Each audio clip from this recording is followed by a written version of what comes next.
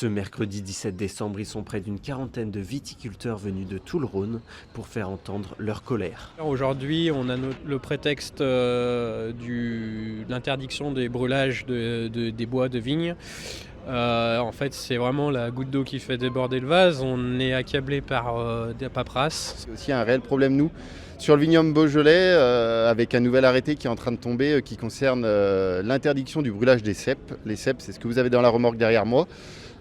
Et ça a été un petit peu une goutte d'eau qui a mobilisé les viticulteurs, puisqu'aujourd'hui on nous contraint à beaucoup de choses et c'est ce qu'on revendique depuis longtemps.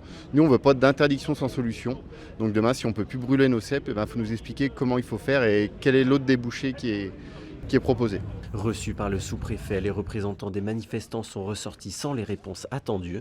C'est encore avec beaucoup de frustration qu'on ressort de ce rendez-vous. Malgré une très bonne écoute, on se heurte quand même à des choses où ils ne veulent pas faire une spécificité agricole, notamment sur l'arrêté brûlage où on ne demandait pas grand-chose, mais c'est presque une fin de non-recevoir.